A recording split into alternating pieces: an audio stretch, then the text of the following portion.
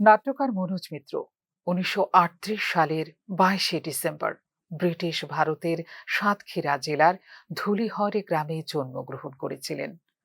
১৯৫৭ সালে কলকাতায় মঞ্চ নাটকে প্রথম অভিনয় শুরু করেন। এরপর ১৯৭৯ সালে তিনি চলচ্চিত্র জগতে অভিনয় শুরু করেন।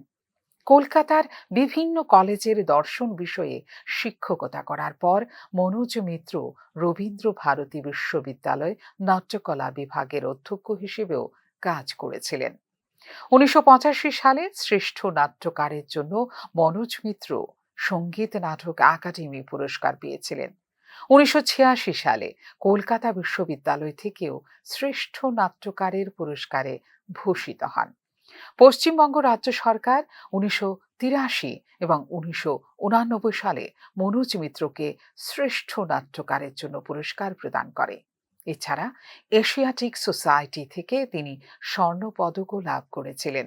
বিভিন্ন সময়ে শ্রেষ্ঠ অভিনেতার জন্য পূর্ব ফিল্মফেয়ার পুরস্কার, মনির চৌধুরী পুরস্কার, দীনবন্ধু পুরস্কার, কলাকার পুরস্কার এবং আত্মজীবনীমূলক গ্রন্থ মনোজাগতিকের জন্য ২০২৪-এ আনন্দ পুরস্কারে ভূষিত হয়েছিলেন নাট্যকার মনোজ মিত্র।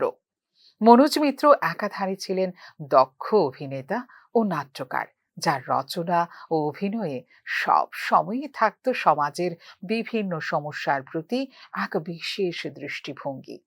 তাঁর উল্লেখযোগ্য নাটকগুলির মধ্যে রয়েছে সাজানো বাগান, আলিপুরের বাসিন্দা, দম্পতি, ছন্দের সন্তান ইত্যাদি।